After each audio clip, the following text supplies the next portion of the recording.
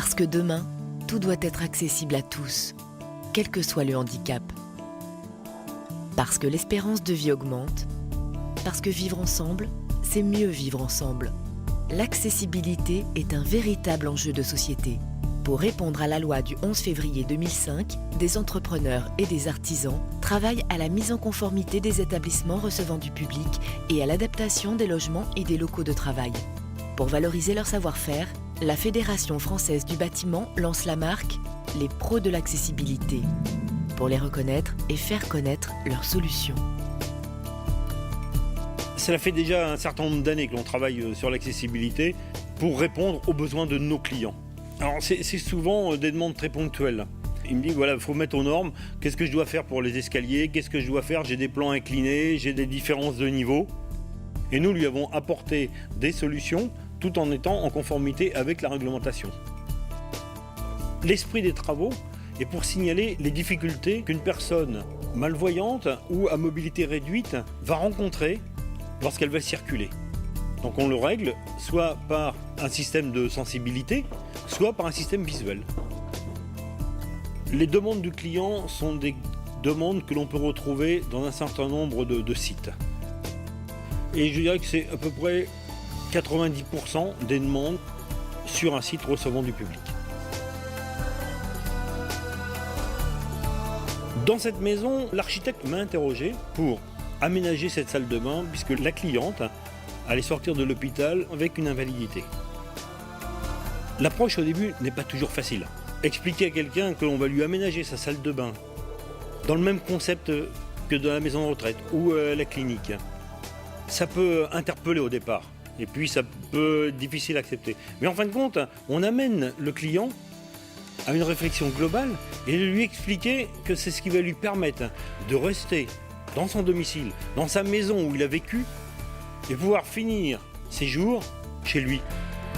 Parce qu'il s'agit souvent de savoir aménager une maison pour que ses occupants n'aient pas à la quitter, permettre l'autonomie en rendant accessible son quotidien réclame une approche particulière. Il faut savoir observer, écouter, préconiser et réaliser des travaux.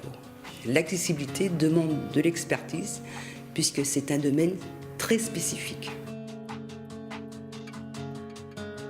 Lorsque je rentre dans une maison, je sais ce que je vais devoir apporter comme adaptation dans cette maison pour que les personnes puissent y vivre en pleine autonomie.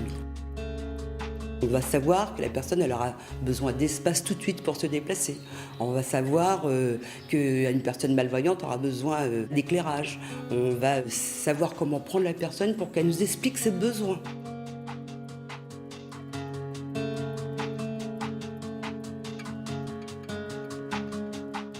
Nous créons obligatoirement une relation de confiance. Cette relation de confiance est basée sur l'écoute. C'est grâce à cette écoute qu'on va pouvoir avoir une meilleure compréhension des besoins du particulier. Les personnes hésitent très souvent aussi à faire des adaptations. Elles sont simplement dans une adaptation d'une pièce, alors qu'il faut certainement aménager tout l'habitat.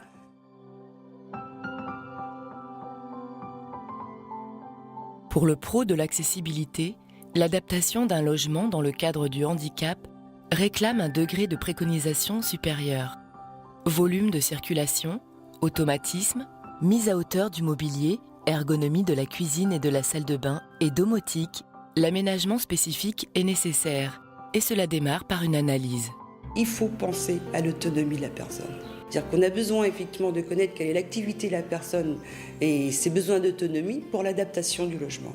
On va être dans la spécialisation de l'handicap et on va adapter effectivement pour que la personne handicapée puisse vivre à domicile pratiquement en toute autonomie et surtout en sécurité.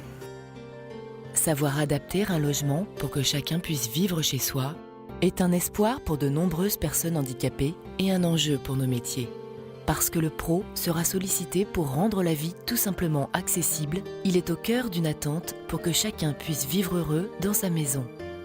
La maison dans laquelle je sois bien, la maison dans laquelle je puisse me sentir à l'aise, que je puisse tourner avec mon fauteuil. Qu'elle soit l'habitat universel qu'on puisse rêver. Moi, ici, je ne peux rien faire parce qu'il y a une marche dans l'entrée, donc déjà, je ne peux pas accéder à la porte d'entrée et donc je suis donc prisonnière de mon intérieur et quand je suis à l'intérieur, c'est pas mieux. Même pour aller dehors prendre un petit peu l'air, il faut sans arrêt avoir une aide à côté de soi.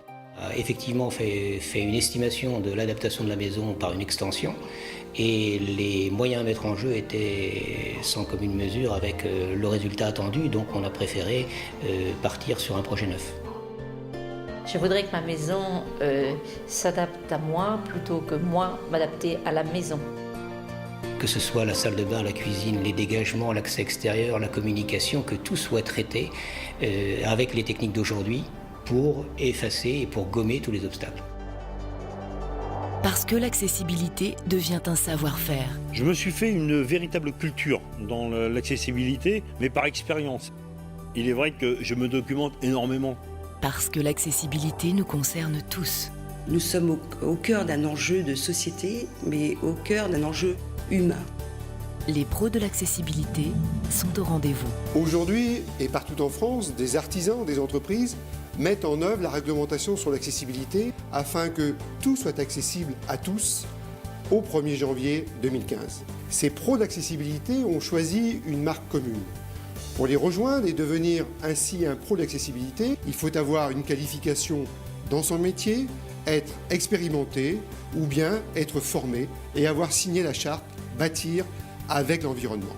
Alors comme ces entreprises, comme ces artisans, devenez vous aussi un pro d'accessibilité.